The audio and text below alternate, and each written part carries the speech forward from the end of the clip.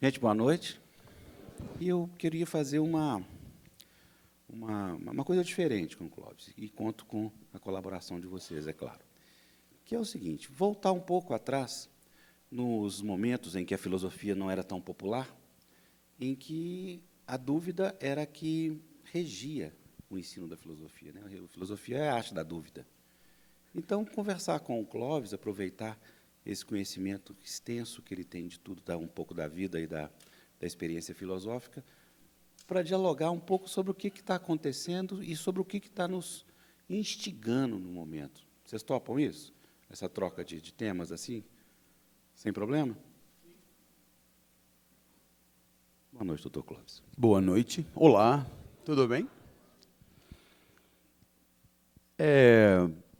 Bem, a nossa preocupação primeira aqui foi trazer para vocês esse meu último trabalho, que surgiu em condições muito especiais. A minha filha estava numa escola lá perto de casa, e quando chegou no 9º ano, a gente resolveu trocar de escola, colocar numa escola sentida como mais exigente, mais rigorosa. E aí, no começo do ano, ela já veio me procurando, dizendo que não entendia muito não o que o professor de filosofia falava. Em especial, ele mencionava deuses, que ela não tinha ouvido falar, mas não sabia direito da história. O professor dava por sabido, e ela estava boiando, ela e alguns colegas. Então aí eu, que nunca fui um especialista nisso, nem em nenhuma outra coisa também, pedi para ela juntar quem estava com dúvida, fizeram um grupo de WhatsApp, e a gente começou a contar uma história que começava com o deus Caos, e vinha vindo na Teogonia do Hesíodo, e também na Odisseia do Homero, procurando destacar algumas coisas que eu achava relevantes, por acreditar muito que não há milagre grego nenhum, e que a filosofia que começa com Sócrates está muito amarrada no pensamento mitológico. Então fui destacando coisas que me pareciam relevantes, e ela fazendo as perguntas que para ela eram significativas. Ela e seus colegas. E a gente teve o cuidado de gravar isso. Aí agora, 3 anos depois, a editora Bemvirá, que por sua vez pertence ao grupo Somos, que também incorpora hoje a Ática, a Scipione, a Saraiva, o Sistema Anglo de Ensino, e que foi recentemente incorporado ao grupo Croton, que por sua vez foi, mas ainda não. Enfim. Aí então surgiu a ideia de um livro sobre deuses. Eu falei, eu já tenho alguma coisa pronta. E aí ficou uma espécie de mundo de Sofia da mitologia. Mas aí tem uma curiosidade, porque minha filha, que hoje tem 16 anos e está no 3º ano do ensino médio dessa nova escola, se chama Natália. E o livro era Deuses para Natália. Deuses para Natália. Mas aí, por alguma razão, a editora achou por bem proteger o nome verdadeiro dos jovens que ali participavam, e Natália virou Clarice. E os outros também tiveram seus nomes alterados. porque não se sabe bem o destino do que circula pelo mundo, e ante a possibilidade de uma esculhambação geral, e de um escrache ostensivo, e de um ódio visceral, era melhor que odiassem Clarice do que Natália. Então assim ficou Deuses para Clarice, o mundo de Sofia, da Teogonia e da Odisseia. E qual é, no final das contas, o pano de fundo desse livro? É mostrar um certo jeito de pensar, com o qual não se trata muito de concordar ou discordar, mas de se encantar por um jeito diferente de pensar, que sai do caos em direção a um certo ordenamento, em direção a um certo cosmos. Tanto na Teogonia, obra difícil, chata de ler, embaçada, quanto na Odisseia, obra encantadora, linda, fácil de ler, adorável. E nos dois casos, com narrativas muito diferentes, o que os autores pretendem mostrar é que houve uma mudança, não é? Uma mudança das coisas do mundo, de uma bagunça inicial, de uma zona inicial, para um mundo ordenado, que serviria de referência para muita coisa. O cosmos grego serviu durante séculos de referência, primeiro para o verdadeiro, para a verdade. A verdade para o grego tinha que ser descoberta, no sentido mesmo de descobrir, ela já está ali, dada no mundo. Da mesma maneira, para o belo, afinal de contas, o belo nada mais é do que o ordenado, né? E a obra de arte será tanto mais bela quanto mais representativa dessa ordem cósmica, como também para o justo, né? Para o justo. Portanto, tanto na epistemologia, quanto na estética, quanto na ética, esse fundamento cósmico da ordem, como um grande organismo vivo, ou uma grande máquina, onde tudo se encaixa, é a referência que durante uma década de séculos ou mais, permitiu às pessoas saberem sobre o certo, sobre o errado, sobre o justo, sobre o injusto, sobre o belo e o feio, o verdadeiro e o falso. Tudo era contrastado com esse ordenamento. Até o dia que resolveram demolir o cosmos grego,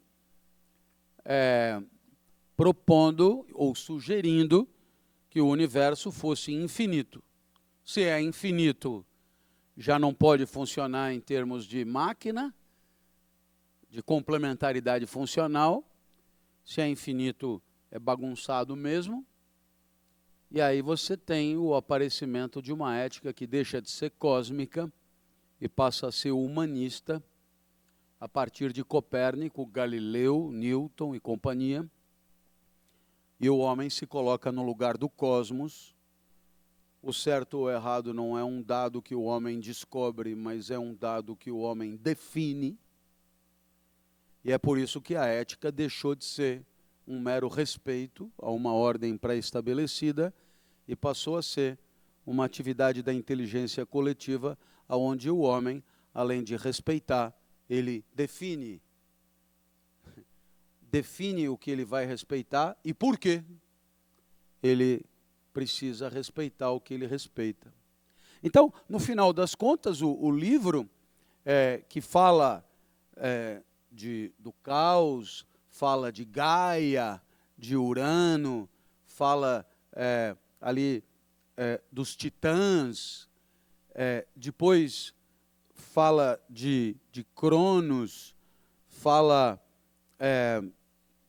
da maneira como surge Zeus, da guerra entre a primeira e a segunda geração dos deuses, dos olimpianos contra os irmãos de Zeus, dos titãs contra os olimpianos, ou Cronos e sua trupe contra Zeus e sua trupe, o surgimento do cosmos, e finalmente o livro cuida de Troia, não é? Cuida da guerra de Troia, da maneira como Ulisses é convocado, da maneira como Ulisses resolve a parada, e, sobretudo, da maneira como Ulisses tem uma imensa dificuldade para voltar para casa, a própria Odisseia, porque sim, né? E a Ítaca é o símbolo da ordem, Ulisses de boa, com Penélope, onde ele é adorado, e há lugares onde o governante é adorado, pelo menos no devaneio da imaginação do homem. E aí, então, Ulisses foi aguardado, eram 10 anos de guerra e mais 10 anos para voltar. Não é qualquer um que 20 anos depois ainda é recebido. Eu, se atrasar 20 minutos, durmo de jeans. Ulisses levou 20 anos para voltar, furou olho de Cíclope, fez o diabo, e as histórias estão lá muito bem relatadas, ou melhor, muito bem relatadas, que coisa ridícula. Elas estão relatadas de um jeito que eu achei divertido para mim e para Clarice, né? E a Clarice fez as perguntas que fez. Uma pergunta que ela fez, eu conto para vocês. Tem a história de que Urano cobre Gaia, e cobre Gaia no seu sentido de cobertor, e cobre no seu sentido fecundativo, sexual. Urano cobria Gaia e comia Gaia ininterruptamente. Alguém dirá, um sonho. É um pesadelo, na verdade, né? O sujeito não dá trégua. É um amante ininterrupto. E aí o que é engraçado é que, fecundando Gaia, né, o céu fecunda a terra, eles eram grudados antes. Não tem espaço entre o céu e a terra, né, onde nós estamos aqui, nesse auditório, não tinha. E com o céu ali em cima, Gaia não conseguia parir os filhos que Urano lhe proporcionava. Ficavam dentro da terra, e não eram filhos pequenos, eram filhos de grande porte, fortíssimos e tal. Um desajuste mesmo. E aí, a história é que Cronos, o mais novo, porque o mais novo é sempre mais serelepe, mais inquieto, resolve quebrar o galho da mãe. Ele quebra o galho da mãe de maneira radical, ele toma posição mesmo, né? Porque ele amputa o pênis de Cronos. Cronos, então, não deve sentir uma sensação agradável e sai fora, finalmente, libertando Gaia, criando o tempo e o espaço, e vai lá para o céu, aonde ficam aqueles que não trepam mais, né? Bom, e aí, claro, a história é que Cronos jogou o pênis fora. O pênis caiu do mar, e do encontro do esperma com as brumas do mar, nasceu Afrodite. Aí Clarice interrompe. E ela faz a seguinte pergunta: se Gaia é a terra, a sua invaginação genital poderia corresponder ao mar Mediterrâneo? Não está ruim como proporção. Eventualmente um pouco mais estreito, mas está ok. E o membro de Urano é compatível com o mar Mediterrâneo? Suponho que sim. E o cara jogou simplesmente? Mas jogou como? De dentro para fora? Falei, suponho que sim. E aí isso voou? Falei, sim. Mas isso que tamanho tem? O tamanho de um meteoro, Capaz de descobrir até? Mais ou menos, acho que sim. E isso voou e caiu no mar? Acho que sim. E aí, do nada, saiu Afrodite? Acho que não, explica melhor, porque nada faz sentido, né? Aí eu falei, não sei explicar mais do que isso aí. É mais ou menos assim. Exatamente como foi, não dá para saber, porque você lê lá a história, você imagina, o grande barato da mitologia é que não tem o certo e o errado, tem a história. Outros contam, também é mitologia, né?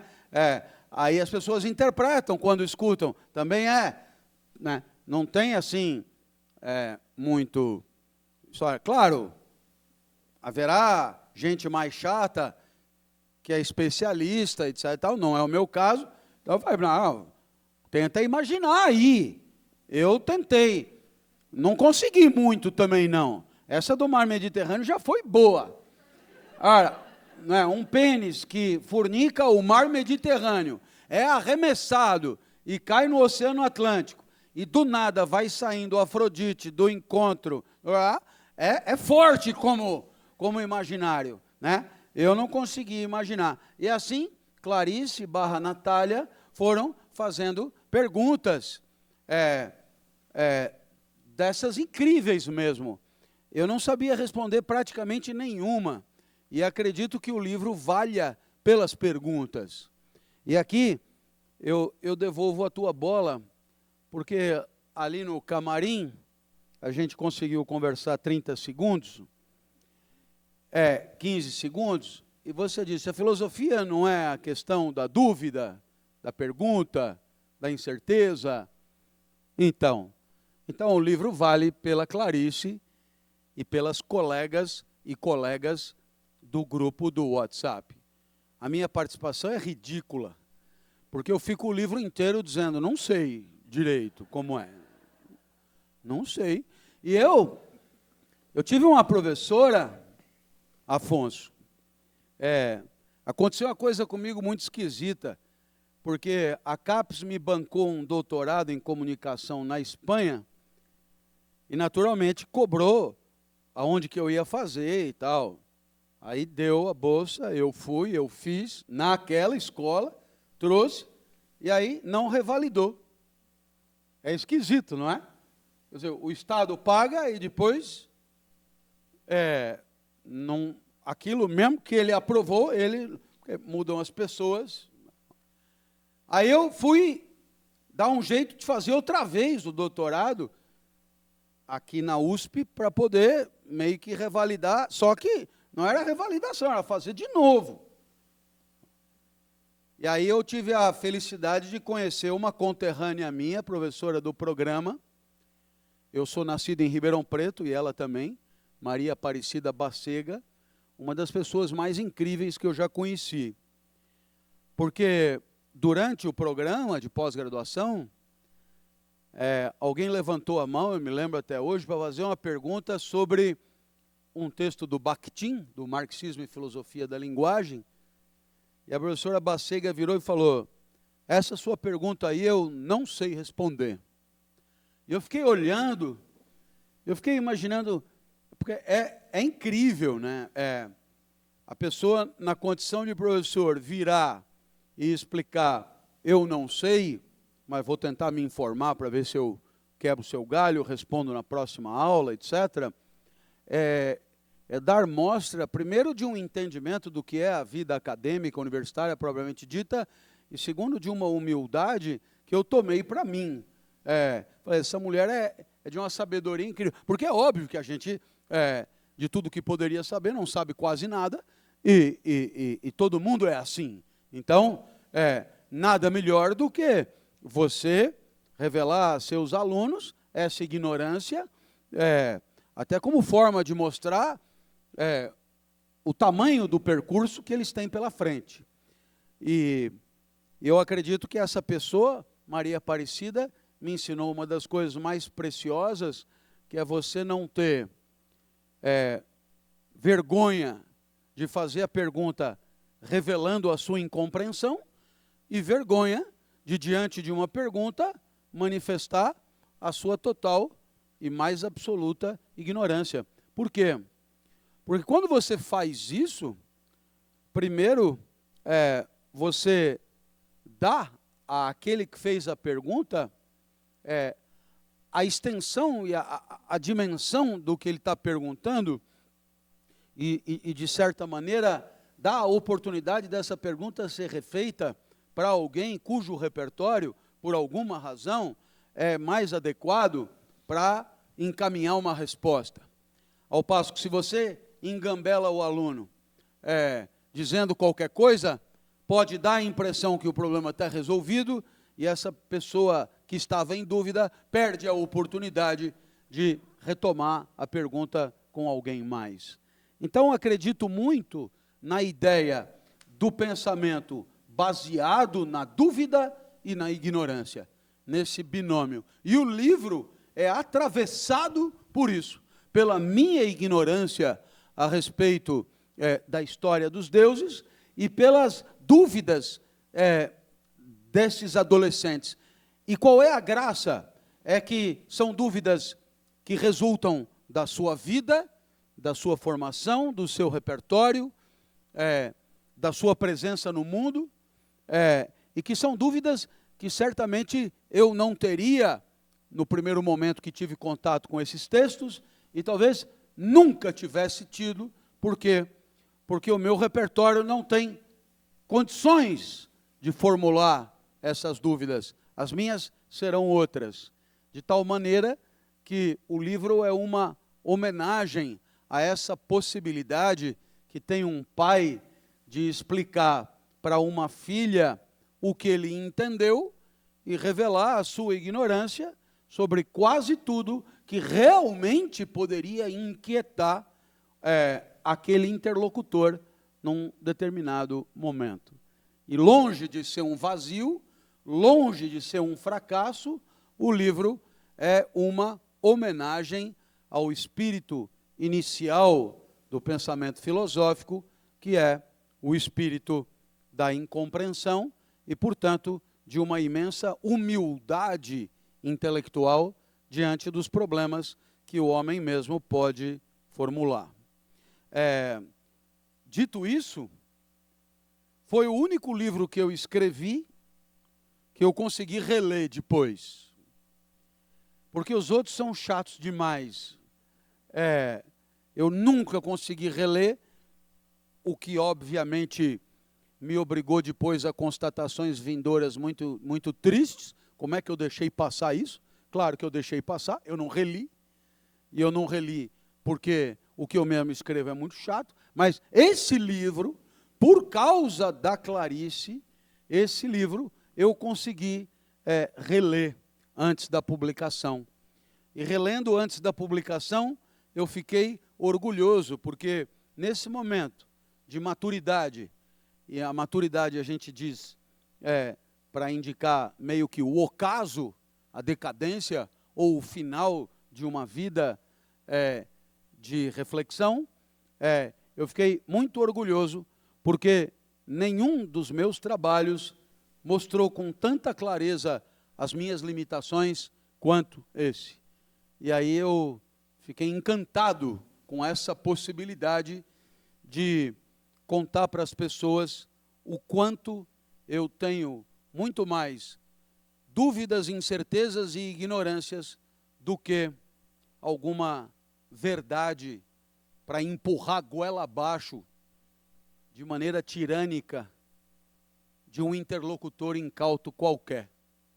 E aí é um livro do qual eu me orgulho e fiquei bastante feliz de ter escrito.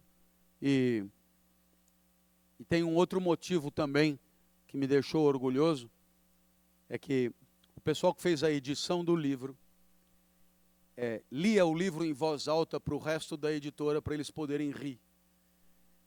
E aí eu também achei muito legal, porque a leitura do livro, o Afonso, que é, talvez no Brasil,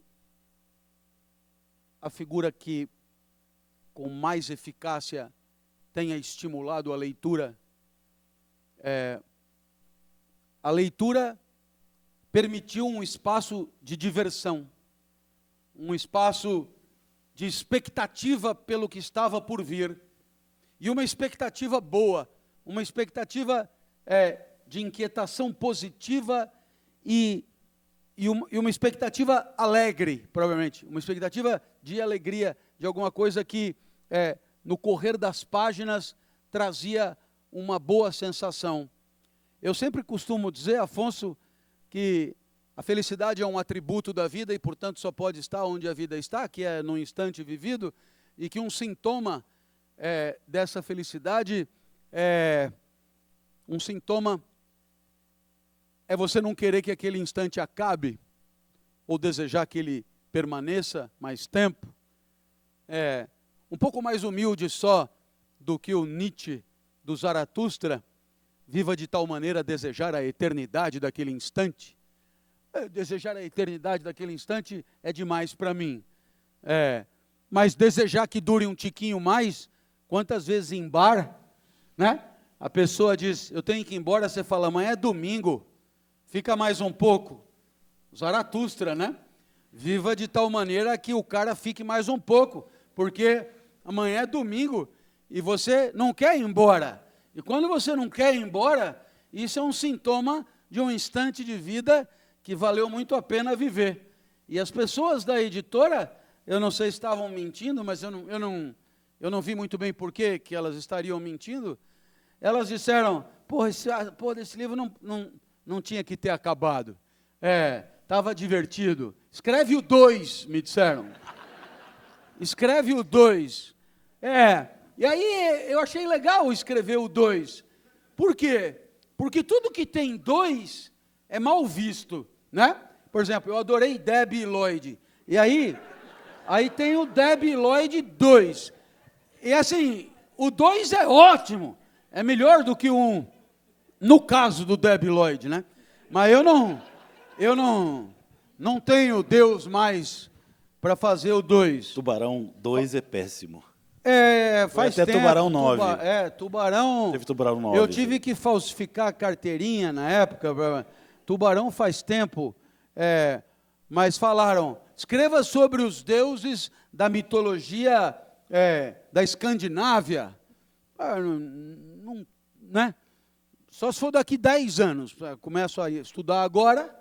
Daqui 10 anos, quem sabe eu me sinta à vontade, porque eu não entendo nada de deuses da Escandinávia, mas eu acho que sobre esses da Grécia ficou muito legalzinho de ler e muito encantador para quem é adolescente, porque as perguntas, elas fazem alusão a todo um mundo, a uma literatura, a problemas do Enem, a séries do Netflix, e tudo isso é trazido à baila como contraste de repertório para atribuição de sentido àquilo que eu estava relatando. E eu achei muito legal, porque além de não saber muita coisa sobre os deuses, eu também não entendo porra nenhuma das séries que eles assistem. Então, eles tentavam me ajudar, mas eu também nunca tinha ouvido falar em nenhum daqueles negócios, o que me obrigou a ir assistir um pouco do que eles estavam dizendo, para tentar responder a uma ou outra pergunta. Vocês vão ver lá a dificuldade, mas por detrás da obra tem um amor incrível do pai pela filha, e eu tenho a impressão que é isso que fica registrado, o amor incrível do pai pela filha, que fica desesperado da filha chegar em casa e dizer, não estou entendendo porra nenhuma que o professor está dizendo, e ainda é o de filosofia. Aquilo me saiu pela goela. Como assim, né? Como assim? Não, e o que é pior é que nós escrevemos um livro e eu não sei se o entendimento dela melhorou. Eu não sei, mas o amor ficou ali manifesto. Bom, a nossa iniciativa chegou aos ouvidos do professor de filosofia, o colégio é o Colégio Bandeirantes, eu acho que não tem por que não dizer, e o professor de filosofia ficou sabendo, o professor, pois é, ele não sei o quê, e acabou ele tendo contato com o material, ficou super agradecido.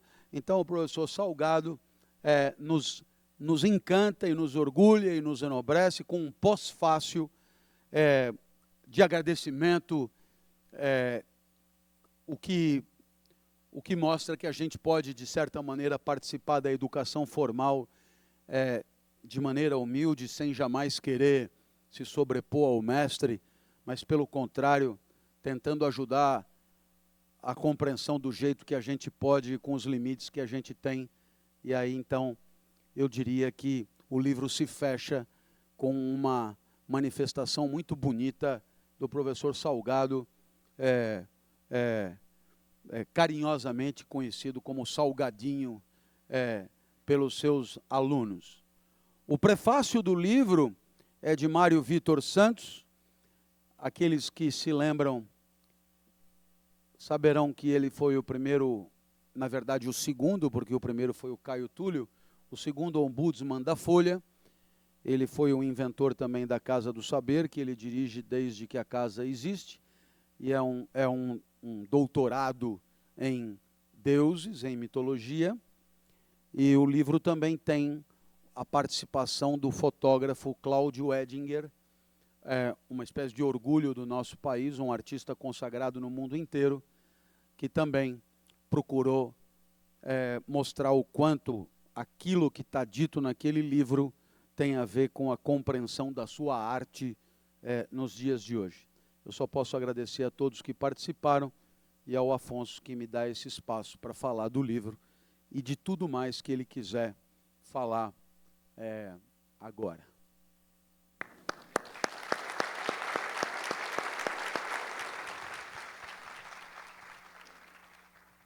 Eu lembrei de uma crônica do Luiz Fernando Veríssimo, que ele faz uma série de indagações à neta, vai fazendo pergunta, e no final ele diz: neto, filho, eu tenho uma resposta definitiva para tudo que você me pergunta.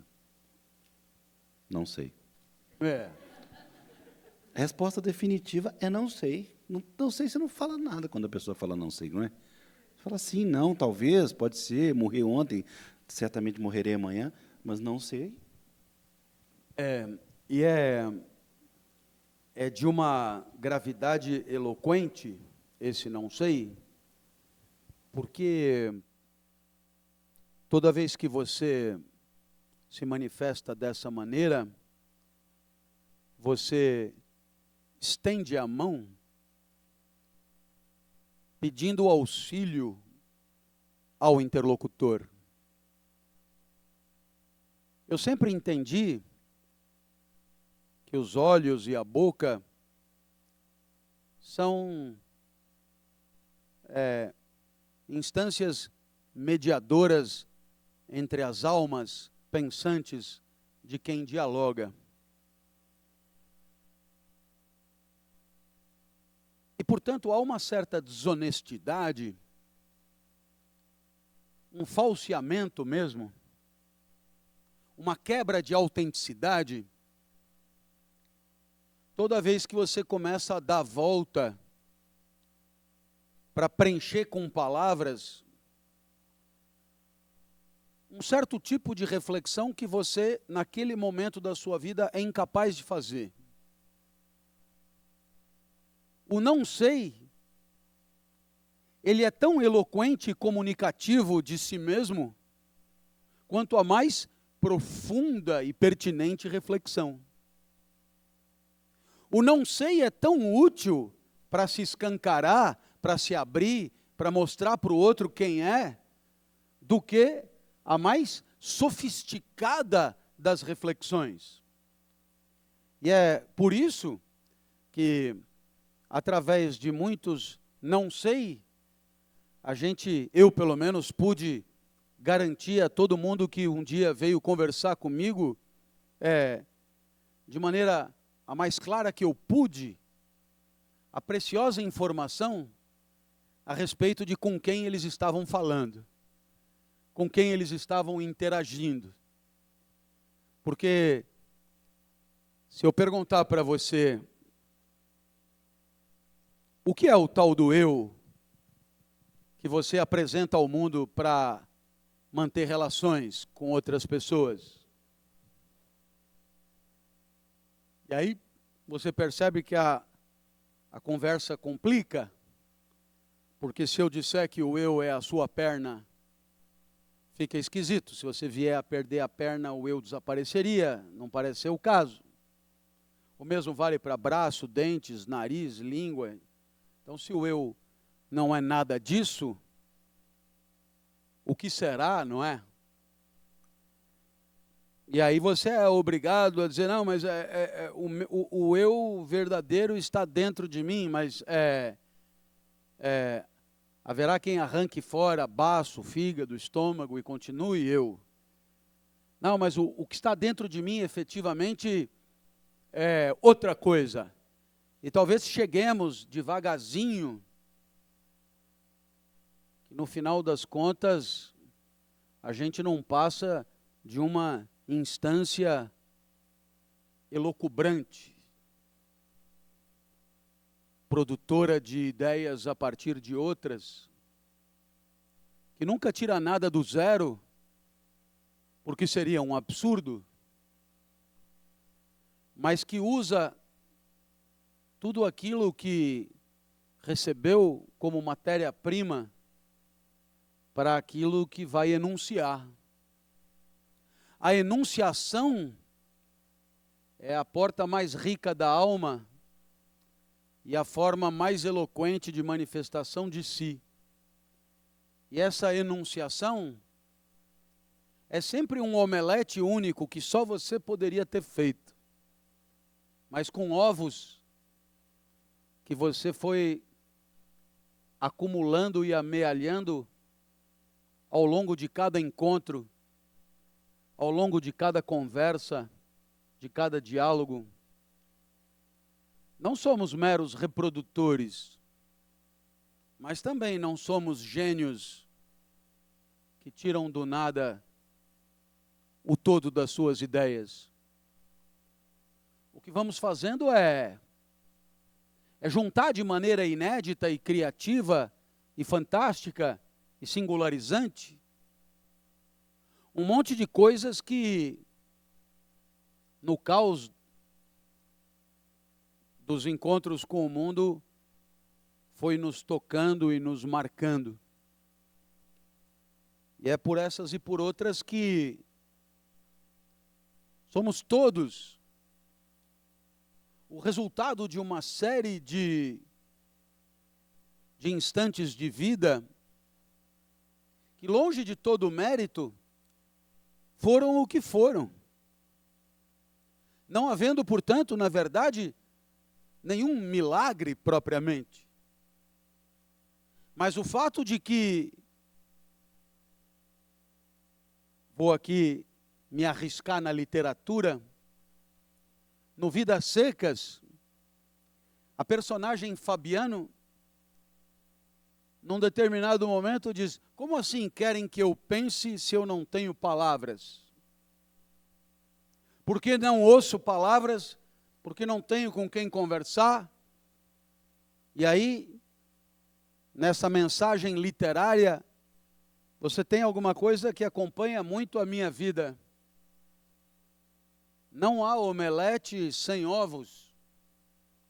E talvez seja muito corresponsabilidade de todos nós permitir aos nossos educandos a possibilidade dos melhores ovos, para que possam, na intimidade de suas produções, de suas criações, terem a chance única de omeletes significativos, relevantes, importantes. Eu, acompanhando aqui o que o Afonso comentou,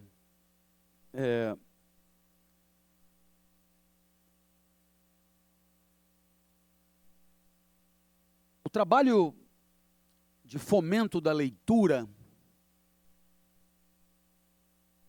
é um trabalho que, nos dias que correm,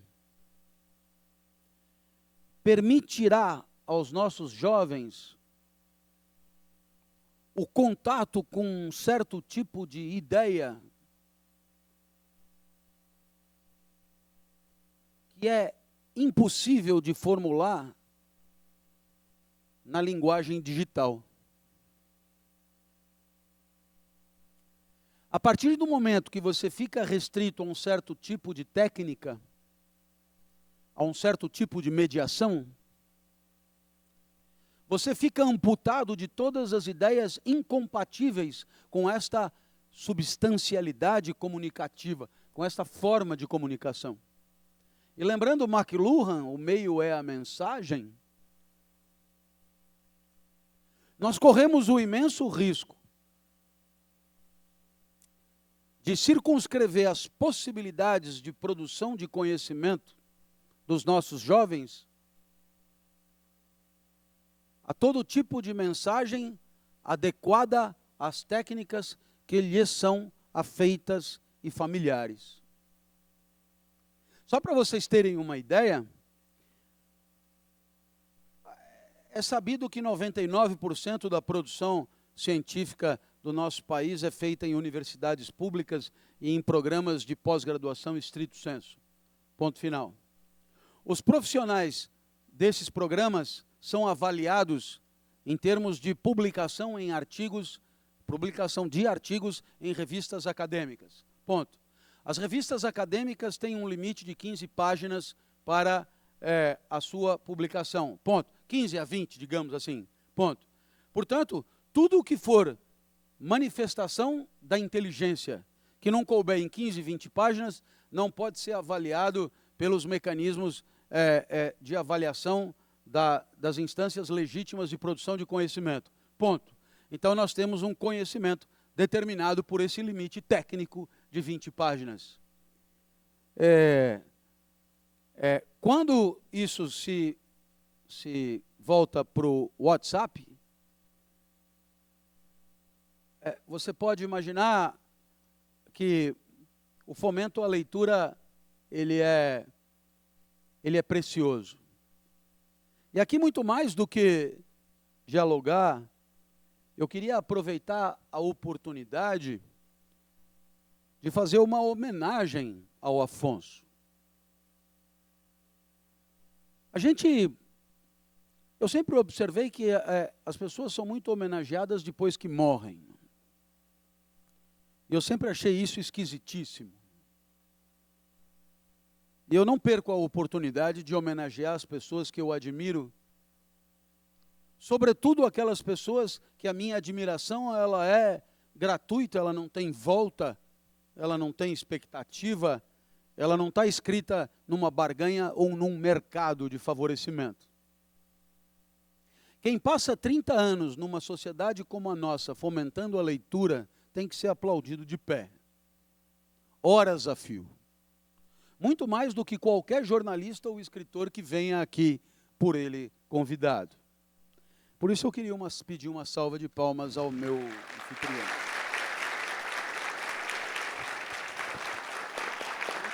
Olha aí, que beleza! Olha!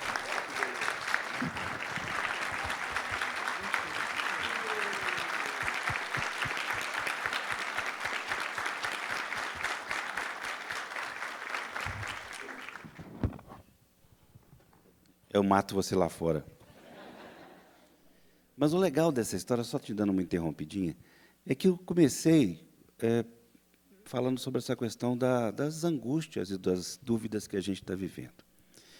E eu ia logo, na próxima pergunta, trazer o Clóvis para a questão política, né? Tentar fazer uma pergunta bastante simples sobre os usos da filosofia na política de hoje. Mas eu percebi que, sem querer, eu acho que existe sempre num ambiente de auditório um inconsciente coletivo. Isso também eu aprendi. Às vezes as perguntas são feitas, antes das perguntas serem feitas, muitos convidados respondem. Eu já percebi isso também. Tem aí uma coisa aérea que funciona num ambiente coletivo. E a coisa do não sei é exatamente uma tentativa de explicação para o que a gente está vivendo. Porque hoje o que menos se tem é o não sei. Hoje todo mundo tem certeza, principalmente essa faceta fascista, autoritária das redes sociais, principalmente quando se junta um exército para atacar uma pessoa pelas suas ideias, não é? E o pior de tudo, como você começou a dizer, a questão das redes sociais e as limitações das 20 páginas, todo texto curto é autoritário. Não há como desenvolver, conceber, imaginar a formulação de um pensamento numa mensagem do Twitter, ou mesmo num texto longo do WhatsApp, do Facebook, ou por tantas outros mecanismos de comunicação que estão sendo feitos agora. Então, eu queria te devolver a mesma fala, mas para você tentar desenvolver essa história do não sei, mas com foco na política. Durante algum tempo, fui professor da Escola da Magistratura e lembro de uma juíza que, no meio de uma aula, desabafou assim: professor Clóvis, quanto mais assisto suas aulas, seus vídeos, mais penoso para mim é dar uma sentença. Eu não sabia se eu ficava feliz pela lucidez ou triste pelo objetivo do seminário, a eficiência do judiciário. Porque errada, né? Se nós radicalizarmos o que ela disse, se ela aumentar um tiquinho mais a dose, ela não consegue mais decidir nada. E talvez não seja o que se espera da escola. Imagine, e falando agora de política, imagine 2 doutorandos, Afonso.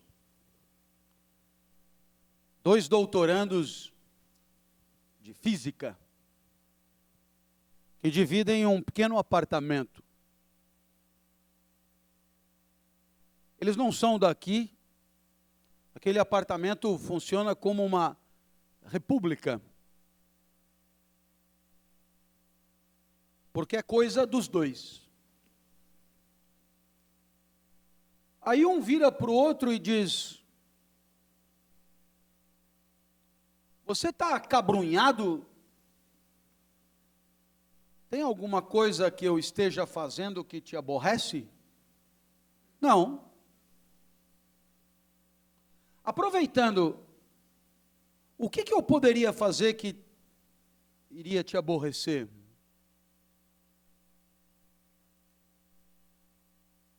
Sem perceber, a pergunta é: qual o valor ético número 1 da nossa relação?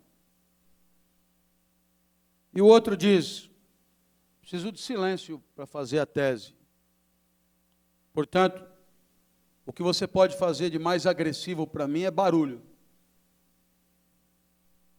Esses 2, então, numa espécie de delírio corporativo, fazem um banner, valores, e põe lá, silêncio. Para ficar mais legal, silence, porque rima com compliance, e quando é em inglês, é mais legal.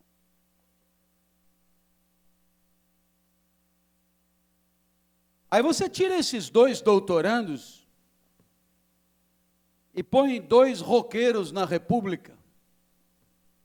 E a pergunta é a mesma: o que mais te aborrece?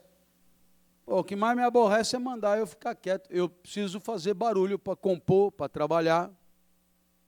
Sai o silence e entra o noise. Porque para aqueles 2, o principal valor é a possibilidade do barulho. Os canadenses têm uma disciplina chamada microética, que estuda mesmo ética de micro-relações, e é super legal o que eles fazem. Mas isso nos leva a pensar que se você tivesse naquela república um doutorando e um roqueiro, teríamos que ter um banner do tipo silêncio e barulho. É o que Edgar Morin chamaria de valores complexos. Um desmente o outro.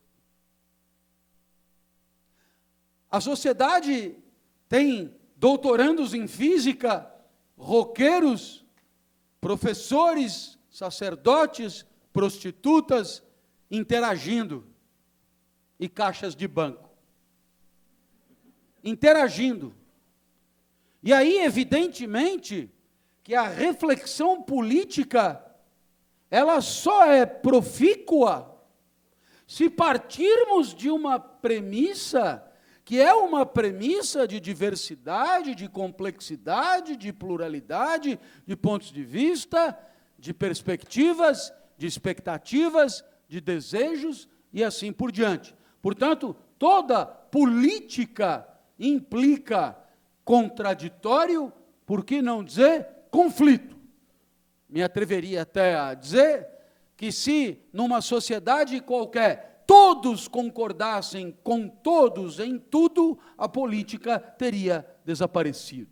Mas é claro, se ela pressupõe o conflito, porque ela pressupõe a complexidade, é normal que ela deva estar revestida de mecanismos que viabilizem a tradução desse conflito em convivência de maneira exequível, palpável, harmônica, minimamente convivial e assim por diante. Está perfeito? Está certo? Então, quer dizer, está prevista a discordância e devem estar previstos mecanismos de conversão dessa discordância numa somatória de vetores qualquer, no sentido de uma sociedade que queremos para nós, sem a qual a gente não vai a parte alguma. Então, olha que interessante. Nós podemos imaginar que uma atividade nossa comum é a identificação dos valores éticos, isto é, aquilo que há de mais precioso para que possamos interagir. Isso é tarefa nossa. Só que esses valores, como eu acabei de explicar, são contraditórios, lembrando um cobertor curto, sempre. Aquecer a canela num dia frio é valor, aquecer a orelha é valor, e o cobertor não dá para os dois. E aí tem sempre alguém que diz, você se encolhe todo. Não seja chato, isso é uma figura de linguagem para você explicar. Isso não é uma questão para fazer dar certo. Você não está entendendo o espírito da coisa. Você é um indivíduo pequeno, taquina, pentelho mesmo de espírito. Não tem como encolher também. É uma pessoa com problemas gravíssimos na coluna, ela só pode ficar reta. Ela tem que escolher entre tampar a canela e tampar a orelha. Eu te dou um exemplo, Afonso.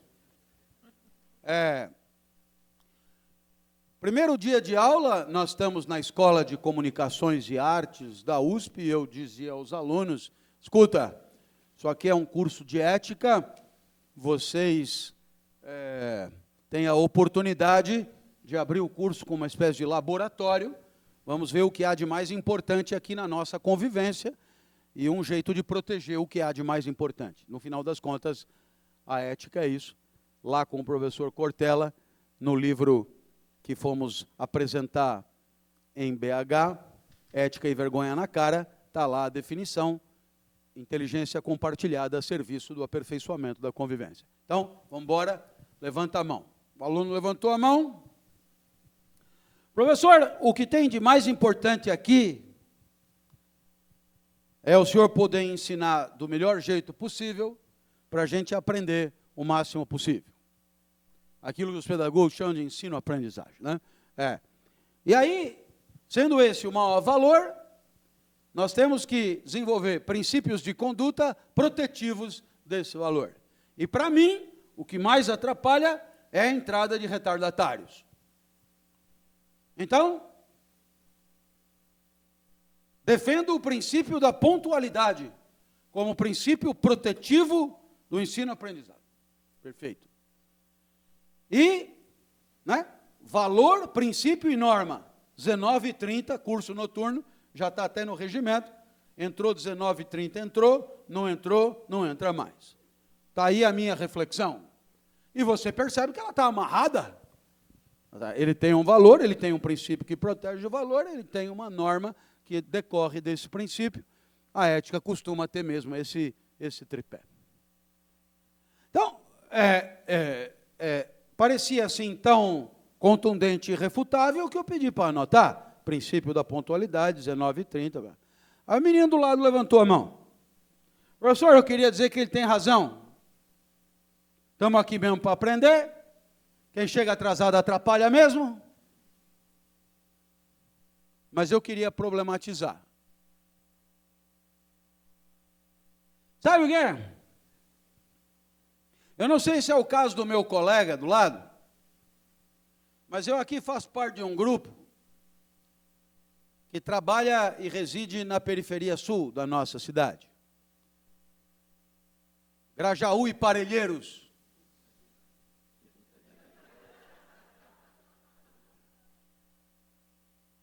A palavra traz um palavrão, né? Tem palavra que traz palavrão. Né? A gente não deu a sorte, professor, de nascer aqui perto. A gente não deu a sorte de não precisar trabalhar para estudar. A gente não deu a sorte de ganhar um veículo aos 18 anos. Aliás, en passant, ele disse, vai uma observação. O senhor podia me explicar por que tem curso noturno aqui na universidade? Eu queria sugerir uma resposta. É para permitir que pessoas como nós possam estar presentes. Só que a gente trabalha lá, vem de transporte público, e não chegaremos às 19h30 nunca. Já vou lhe dizer, nunca. Nunca, nem um dia. Então, nem um dia, nunca. Nunca, nem um dia. Então, se o senhor trancar a porta às 19h30, nós ficaremos do lado de fora todas as quintas-feiras. O que inviabilizará a disciplina, a graduação, o diploma, a profissão, o saber, etc. Então eu queria dizer para o senhor, professor, que a pontualidade do menino aqui do lado, que é importante, eu não vou dizer que não é, cada um chegar num horário, nem aula tem, mas a pontualidade não é o único jeito de entender, professor, a busca de uma situação mais justa para nós. Porque a gente entrou aqui pela porta da frente,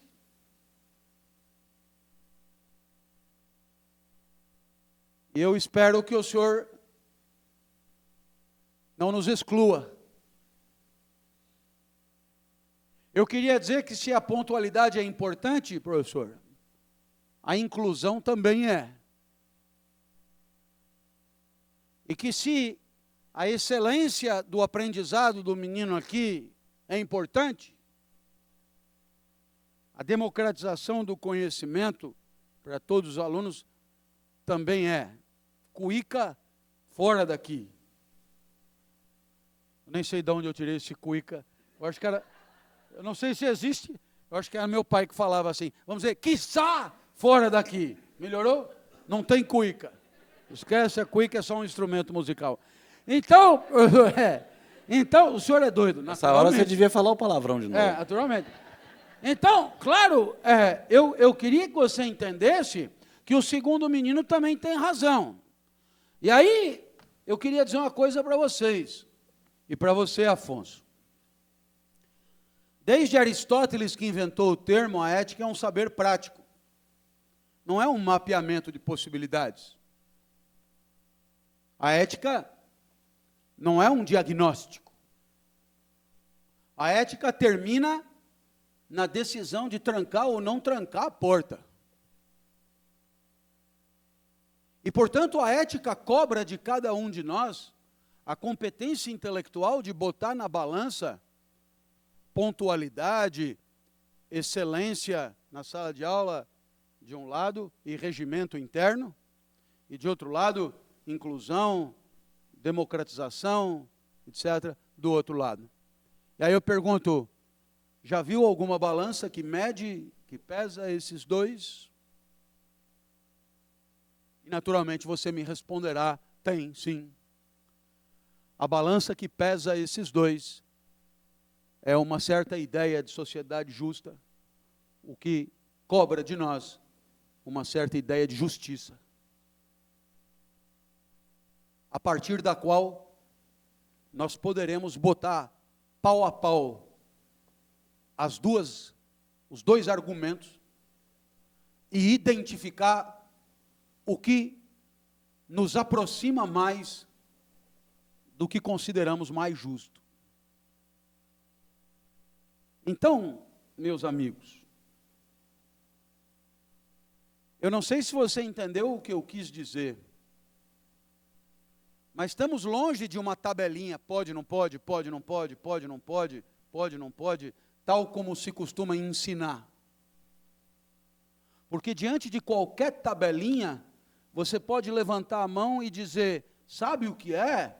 Essas regrinhas aqui, elas são fundadas ou escoradas em princípios de conduta, por sua vez, protetivos de certos valores, porém, há outros valores que requerem certos princípios e que apontam para outro tipo de regra ou de norma, de tal maneira que nós estamos diante de um saber que é muito menos um saber de memorização de regras e mero respeito de regras, mas é um saber que se produz com a inteligência crítica de quem reconhece a complexidade e, a partir dessa complexidade, tem toda a humildade para ouvir e ponderar a pertinência do argumento contrário.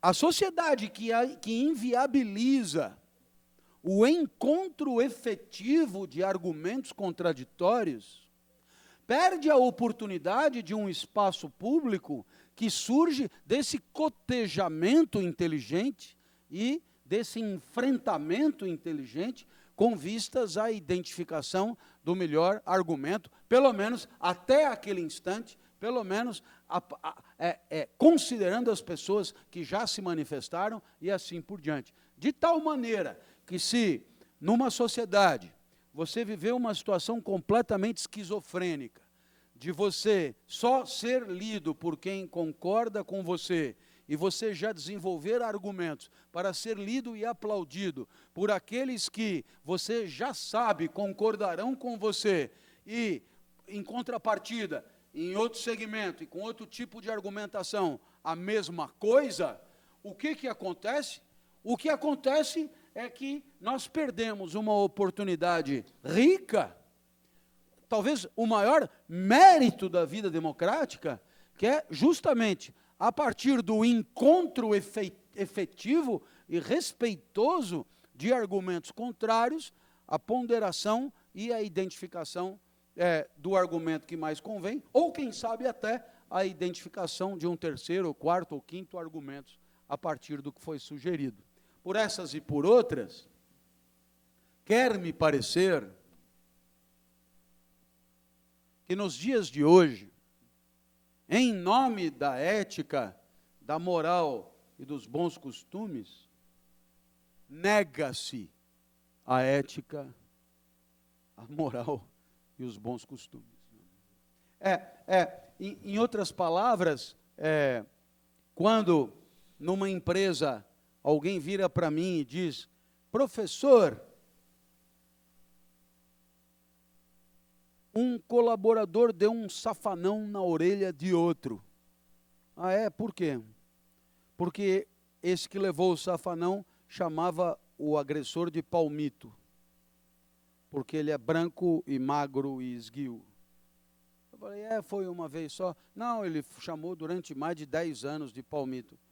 E o Palmito não gostava? Não, o Palmito se rebelava, há 10 anos se rebelando, inclusive ele comunicou aos chefes. E os chefes passaram a chamá-lo de Palmito também. Num determinado momento, o Palmito se irritou e arrancou a orelha do cara da vez, etc. E tal. É ético, professor?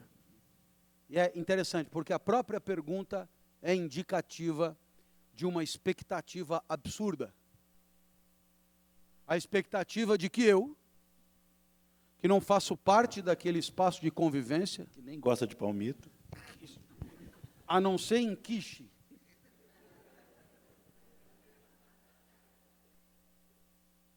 porque aí ele vem todo estraçalhadinho, entendeu? A não ser em quiche. Então, quer dizer, eu teria de fora a possibilidade, mais do que isso talvez, o dever, tal qual uma divindade mesmo, de dizer, quantos anos de palmito o cara aguentou? 12. Que tipo de lesão ele produziu na orelha do cidadão?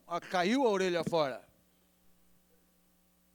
Bem, neste caso, deixa eu ver, 12 anos, orelha fora, 12 anos, orelha fora, acho que 1 mês de suspensão é o devido. Vai olhar, o senhor tirou isso da onde? Do mesmo lugar que você fez essa pergunta. Da lata do lixo.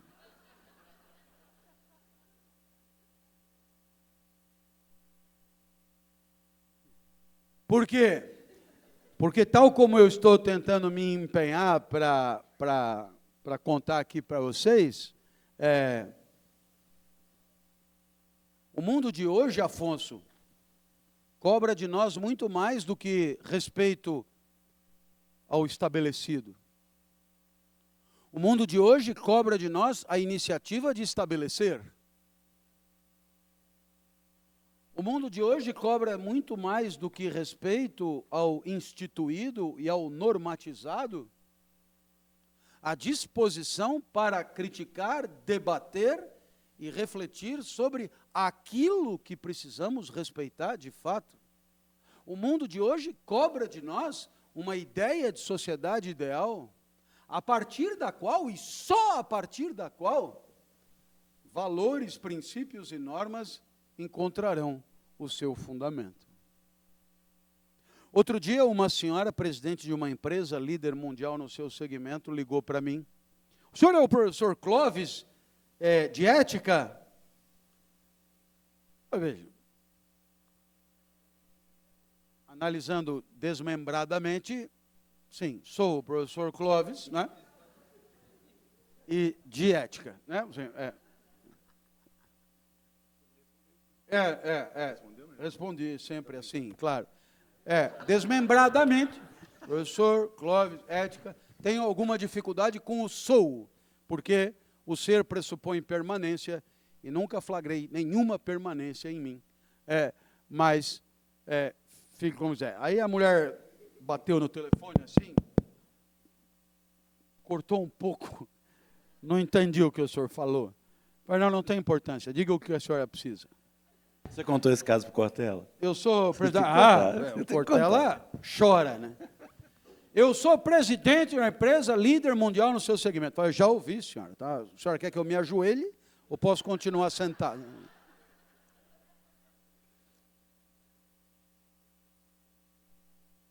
Então, os americanos da matriz estão me cobrando um código de ética. Falei, ajuizado, muito bem. Então, mas eu não tenho tempo nem condição para escrever isso. É um problema, a falta de tempo nos dias de hoje. Então, mas eu ouvi dizer que o senhor é um especialista. O senhor não tem alguma coisa meio pronta aí, não?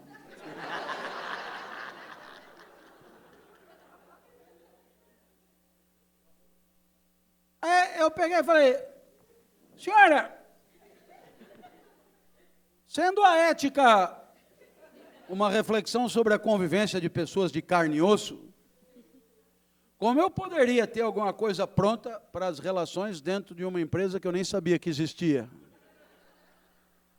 Não, mas eu soube que o senhor andou trabalhando aí para essa, aquela outra. Eu falei, é verdade.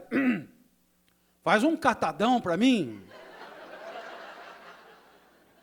Não tem maneira de diminuir mais o seu trabalho, hein, meu amigo, do que chamar de catadão.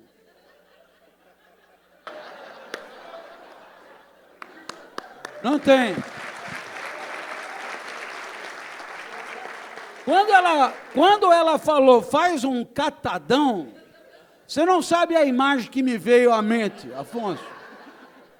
Lavagem para porco, né? O que sobrou, jogou, dá para ele comer e tal. Eu falei, dona, não vai rolar. Aí ela veio com o argumento definitivo. Você não sabe o que ela me disse? Dinheiro não é problema. O que para um professor da universidade pública é assim, sabe? Cada um vive num mundo. Dinheiro não é problema. Eu falei, não, imagino, não é, mas ainda assim não vai rolar. Eu vou explicar por quê. Virei para ela e falei, imagina que a senhora tenha arrumado um namorado novo. Ela gostou do exemplo. Sabe desse indivíduo, grisalho, passagem pela Europa, Toyota Corolla prata, fala de jazz, fala de vinho, usa palavras como frutado, amadeirado, encorpado. Eu pensei no maior mala que me passou pela cabeça, mas eu sabia que ela ia gostar. Ela falou, aonde tem? Eu falei, não sei, estou inventando. Quando eu encontrar, eu apresento. Saiu com a senhora 4 vezes. Na quinta, apresentou um brilho diferente no olhar. Estava buscando uma aproximação física.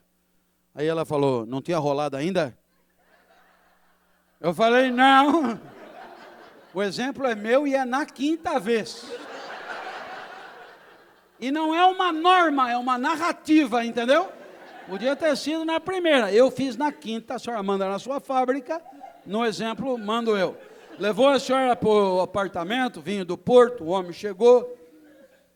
E a senhora imaginou que alguém tão cordial, tão bem formado, tão tenro, terno e afável, teria uma pegada cândida e doce, mas se enganou.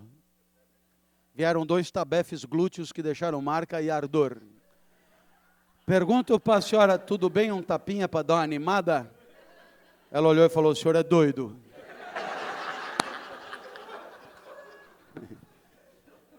Ninguém me encosta a mão em mim. Então faz o seguinte, quando o homem chegar de novo, breca, liga para mim, diz que eu sou o seu coach ético, né, de confiança. Eu posso mandar um código de ética dessa bimbada, considerações preliminares, manipulação glúteo-mamilar, palavras românticas, orifícios interditados, posições autorizadas. Dá as 2 páginas, a senhora imprime, manda ele assinar, lê e transa. Ela olhou e falou, o senhor é maluco. Falei, por quê? Ela falou, esses somos nós que vamos transar, somos nós que temos que saber como é que vai ser a transa, não o senhor.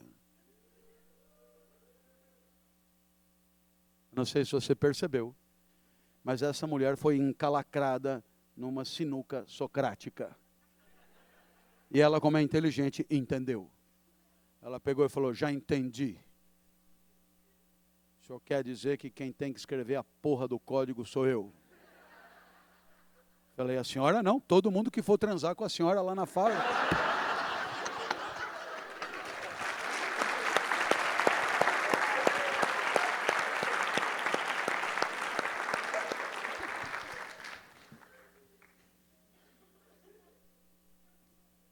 Chama stand-up ético, não é? O que pode apequenar a ética é o que atrapalha a convivência e costuma ser iniciativa que busca trazer vantagens para quem age, que as pessoas chamam de resultado, né? Em detrimento dos valores anuídos por todos. Né? É o que Júlio Pompeu e eu chamamos de canalha. Júlio Pompeu, meu Deus. Júlio Pompeu é um filósofo carioca chefe do departamento, chefe da faculdade de Direito, diretor da Faculdade de Direito da Federal do Espírito Santo, e que foi secretário de Direitos Humanos do governo Paulo Artung. Ele que equacionou aquela greve dos policiais militares, num determinado momento, os policiais atrás, o William Bonner na tela, os familiares na frente, e ele no meio, aquele é Júlio Pompeu, que escreveu comigo, somos todos canalhas. O que é o canalha? O canalha é quem dá primazia aos próprios interesses, quando esses interesses, para serem alcançados, requerem estratégia lesiva aos valores coletivamente estatuídos. Eu te dou um exemplo, e com esse exemplo eu sou canalha porque eu tenho que falar que o tempo está acabando, no caso. Isso. Eu levantei a bola para você, mas a minha filha, Natália, vulgo Clarice,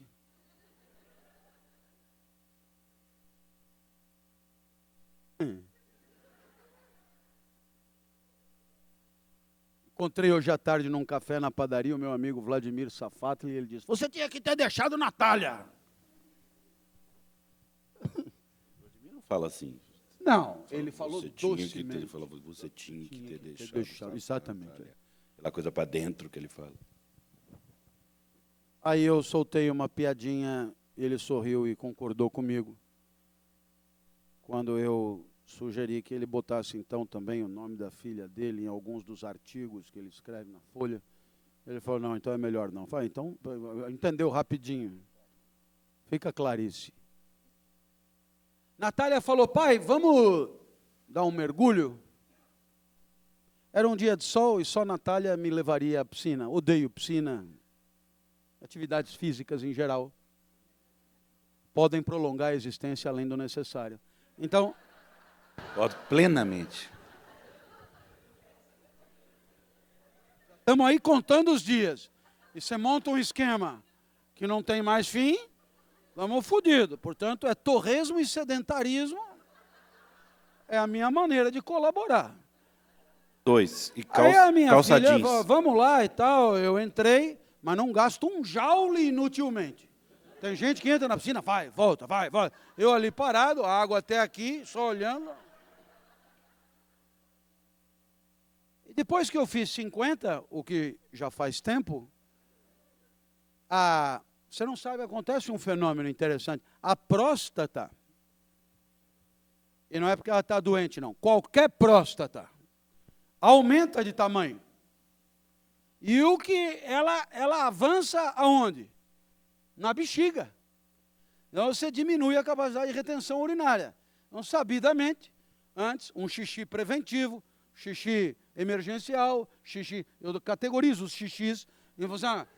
Então, fiz um preventivo, mas já entrei na piscina e procurei o WC, tinha um a 3 metros, me tranquilizei. Do outro lado, um bar, uma fila enorme, e aí vendia água, sorvete, tinha cerveja, chopp, também drinks, tudo. E aí, eu vi aquela fila e tal, olhava ali, o WC continuava ali, aí chegou a minha hora, fui lá no WC, trancado. Imaginei que tivesse alguém dentro, esperei um pouquinho, nada, bati, nada. Falei, a pessoa que estava aí está passando mal, provavelmente desmaiou. Fui lá no bar, falei, olha, tem alguém doente dentro do WC, bati, ninguém respondeu. Ele disse, não, está trancado. A chave está aqui. Mas por que você trancou o WC? Peguei a chave, fui lá, abri, me servi, fechei, entreguei e fiquei de butuca. Porque não era aquele negócio, todo mundo dizendo, abre, abre, abre. Não, ninguém, nem. E do outro lado, cerveja, suco, água.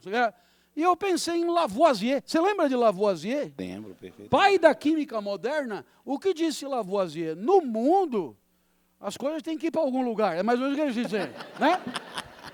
No mundo, as coisas têm que ir para algum lugar.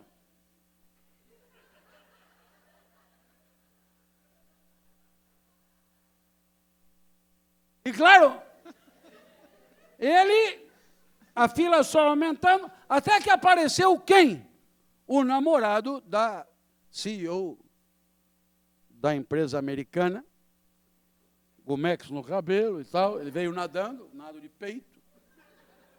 Antigamente era chamado de clássico, né?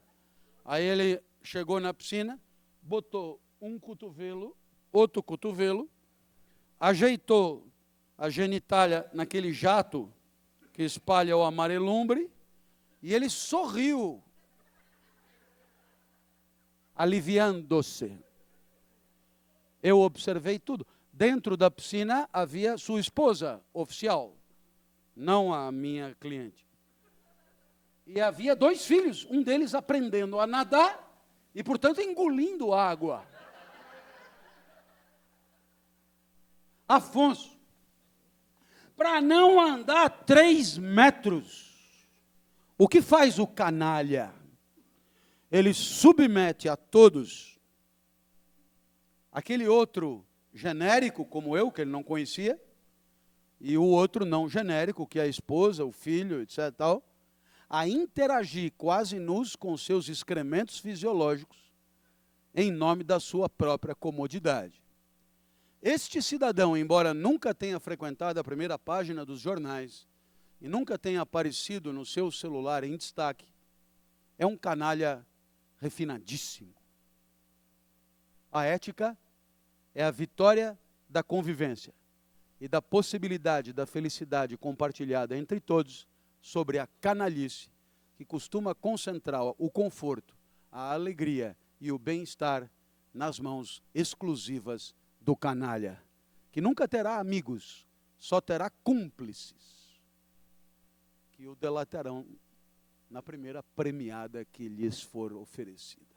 Era o que eu tinha para dizer. Muitíssimo obrigado a todos. Até uma próxima, se Deus quiser.